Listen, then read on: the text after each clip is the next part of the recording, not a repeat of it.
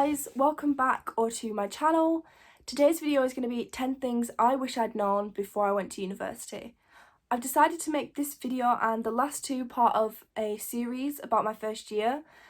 So if you haven't seen those, please do go and check them out. I will link them in the description. These obviously aren't going to apply to everyone.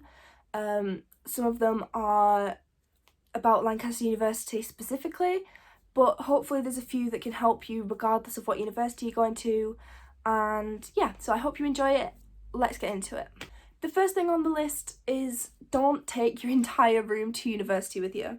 My last video was about the things that I took to university versus what I actually needed, and if you've watched that video you will know that there was a lot that I took and didn't need.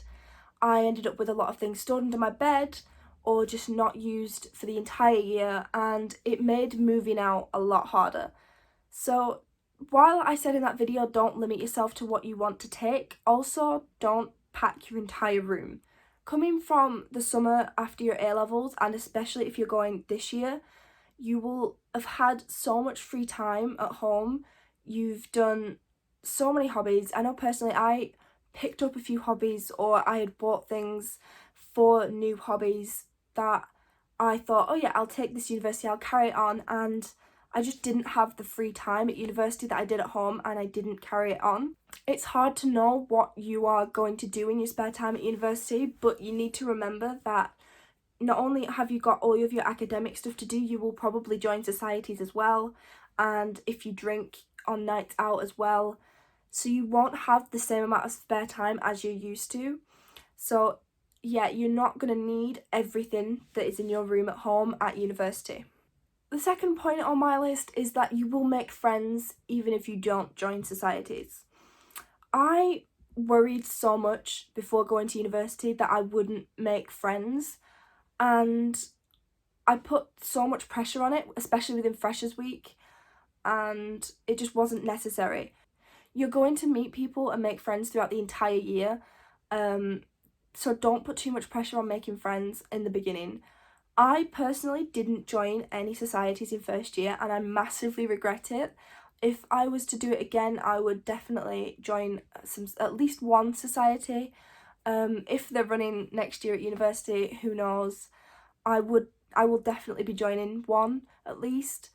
It's good just to have an interest outside of your subject, and yeah, but because I didn't join the society didn't mean that I didn't make friends. I still made friends on my course. I was good friends with my flatmates.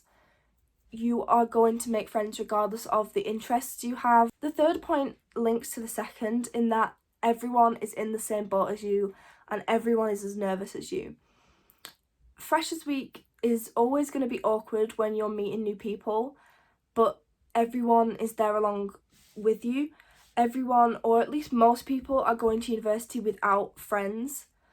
The hard part at Lancaster was that you don't find out who your flatmates are until you get there on the day, which makes it kind of hard to make friends before you go and know people, and that increased how difficult it was going to university by about 10 times. It was so hard not knowing who you were living with, because every video I watched told me, oh, go and if you're in a group chat with your flatmates, and I was all the time thinking, I don't know who my flatmates are, and it did make it harder. But when I got there I realised that everyone at Lancaster was in the same position of not knowing their flatmates, so everyone was trying to make a good impression. The fourth thing is eat good food from the beginning. The temptation to just order rubbish food is there constantly, but there's just no need for it. It's expensive and it's just going to make you feel rubbish. Making your own food and making healthy food is just a lot easier. You're going to be able to concentrate better. It's going to make sitting down and just working at your desk so much easier if you've had a good meal rather than ordering takeaway. It was just easier for me personally to make a meal plan. I know not everyone does it and it's not for everyone, but I did just find it easier to have a set meal for each day. Number 5 is don't stress about the first few grades you get at uni. I stressed way too much about the grades I was going to get for my first few essays. like I said, I had 3 subjects to study, so I had about 12 essays, I think.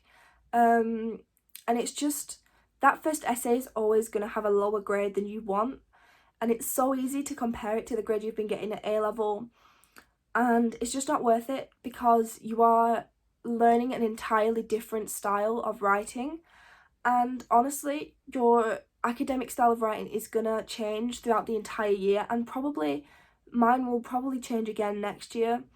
First year's all about finding out how to write academically, so don't stress yourself too much if that first grade isn't what you want. My first grade was a C, I think, and I felt massively down about that until my seminar tutor had pointed out to us all that this was the first time you've ever written an essay like this, so your grade is gonna take a hit, but don't worry about it. While I knew that if I didn't do well it didn't count, it was also sort of disappointing anyway personally. Just don't worry yourself too much over it. Number 6 is don't put too much pressure on yourself to get the most for your money.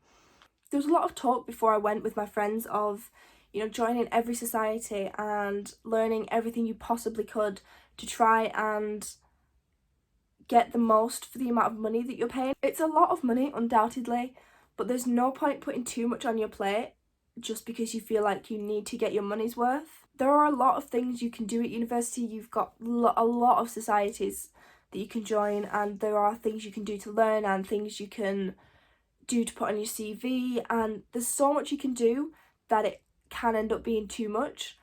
So my point is, don't restrict yourself from doing things you want to, but also make sure it's manageable and make sure it's healthy for you. Number 7 is a big one for anyone who goes out on nights out and drinks, and that's don't be afraid to say no to a night out. I didn't really ever say no to a night out, and if I did, I sort of changed my own mind. But if you feel like you don't want to go out, don't force yourself. Tell your friends you just don't fancy it, they're not going to judge you. Or if you feel like you've got too much work on, just tell people that. Your friends are all in the same boat. Like I said earlier, they'll understand if you've got work to do, and nobody will judge you if you don't want to go out.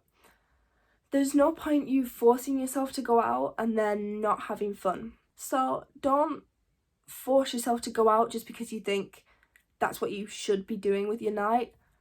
There is no point going out and spending money just to not enjoy yourself as much as you could. Number 8 is something that most people have probably seen videos of, and that's an essay crisis.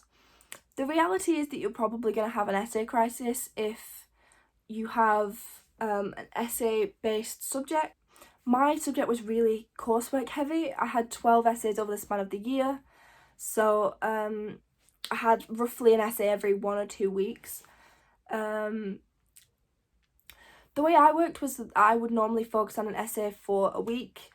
That was usually enough time for me personally. It does take you a while to figure out how long it takes for you to write a well-graded essay, but sometimes I'd either started the research late or it needed more research than I thought, and I haven't left enough time to write it, that I would end up in the kitchen at like 1 a.m. the night before it's due, trying to write it and struggling quite a lot because it's so late, and I'm just trying to get as much through it as I can. But honestly, it's probably going to happen to you, and don't worry too much about it.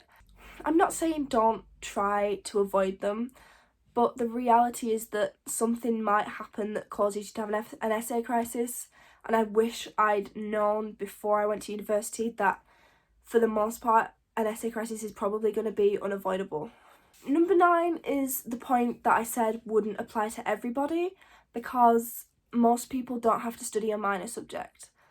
At Lancaster you study 3 subjects in your first year, so I had history and politics, which were part of my degree, and then I had religious studies.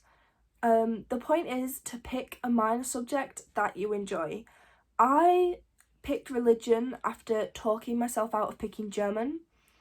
I looked at the German course when I was picking it, and I thought I really wanted to do it, and then I worried that a language would be too intense and that I wouldn't be able to handle it on top of the other 2 subjects. but halfway through the year I just found myself not enjoying religion at all, and I do really wish I'd picked a minor that I wanted to do. I'm not saying that religion was a bad course, and there were parts of it that I enjoyed, but I know I would have enjoyed German more than I did enjoy religion. Not picking a minor subject that I was really passionate about doing is probably my biggest regret of first year, because I just got to the point with religion where I was dragging myself to the lectures and not enjoying the content, and it's just not worth it. You're not going to want to try as much in a subject you don't enjoy. The final point, number 10, is to not compare yourself to other people. I know it's an overused point, but as someone who compared myself to people in high school and in college as a way of motivating myself to study, starting at university and trying to compare myself to others was quite a big shock. It's anything from people writing essays 2 and 3 weeks in advance to some people writing them like the day before. Some people take notes on readings, some people don't. There are too many people at university for you to compare yourself to.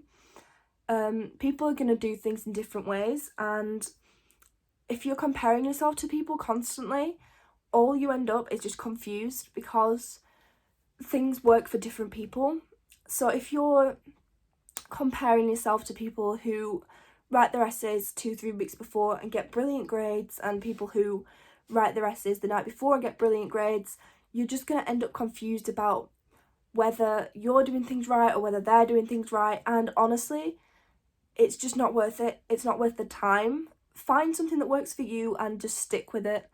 It's too difficult to compare yourself to that many people. I hope you enjoyed the video. I know a lot of these points won't apply to everyone at every university in the country, and I think a few of them are quite specific to Lancaster and my experience. But I hope you liked it anyway. If you did, please like, subscribe, and check out the rest of the playlist, and I hope I see you in the next video.